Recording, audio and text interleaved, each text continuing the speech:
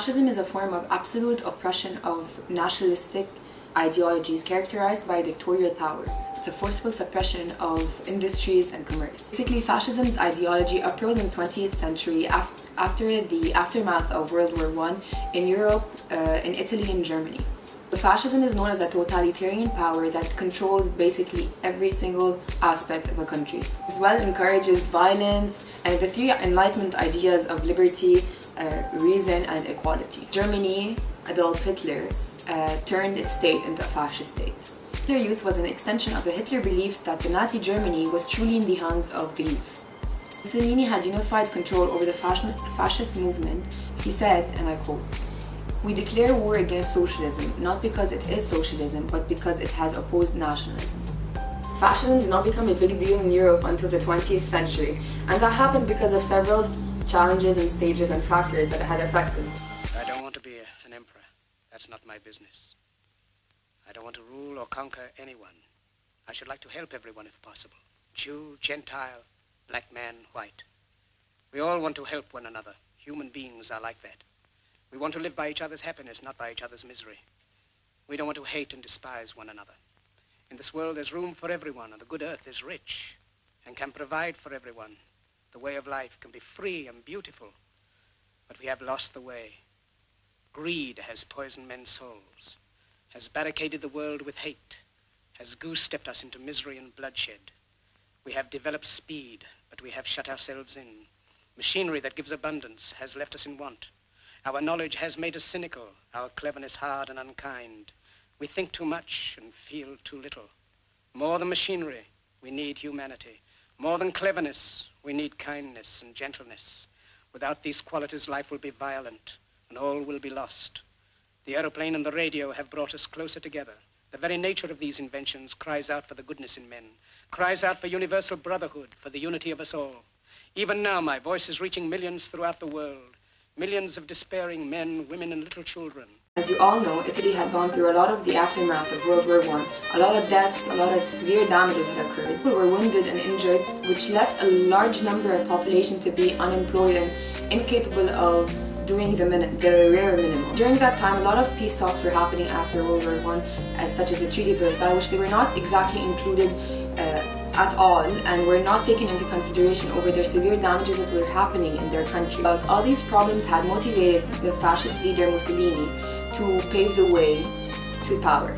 World War I, Germany had a lot of economic problems due to the mere fact that a lot of people had blamed Germany in starting the war, with a large number of reparations to compensate for the other countries. In the midst of this chaos, Adolf Hitler had just been released out of prison. In 1932, the Nazis had won about a third of the seats of the German legislative body. And Hitler became the Führer of the Nazi Party after the death of Hindenburg, the president of Germany. Communism was thriving in Russia. The opposite began to rise in Europe. Fascism embraced the inequality gap. However, communism was not the only factor that led to fascism. There was World War I and the tears it showed Europe. Also, the Great Depression. They put the people into a state of vulnerability. They needed a leader that was a kind of dictator. A common belief that fascism brainwashed the masses. However, the masses actually needed fascism. Intensifying levels of social Darwinism, claiming that through evolution, one race is better than the other. These ideas were widely spread in Europe at the time, along with Freud's theories, which caused a declining faith in human nature. Soldiers, don't give yourselves to brutes.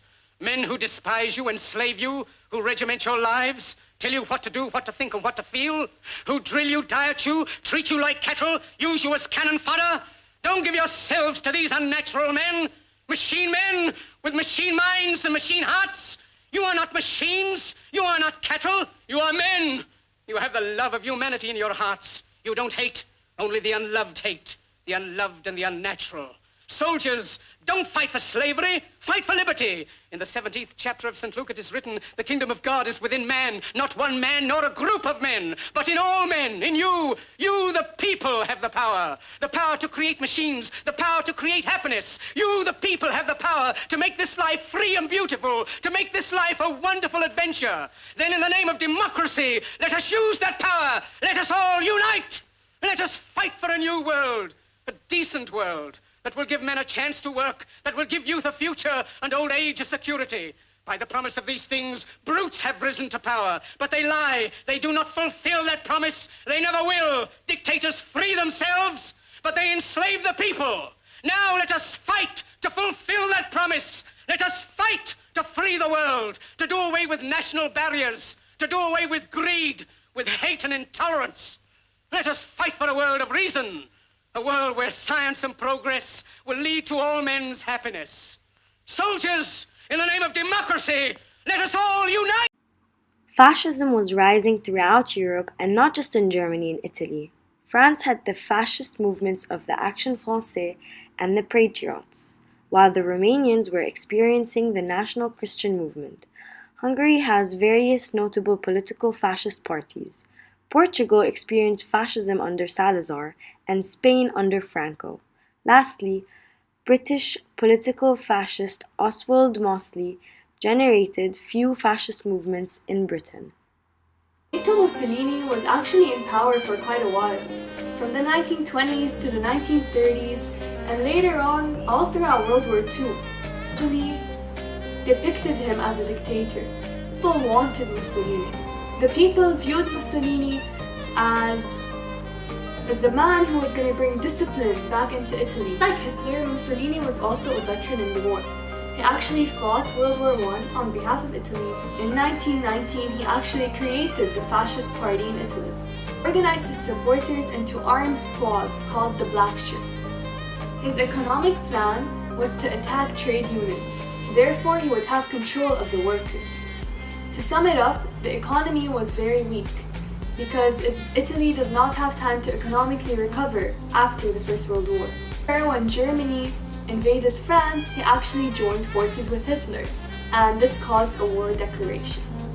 Germany eventually ended up falling in 1943 when the Allies took over Sicily.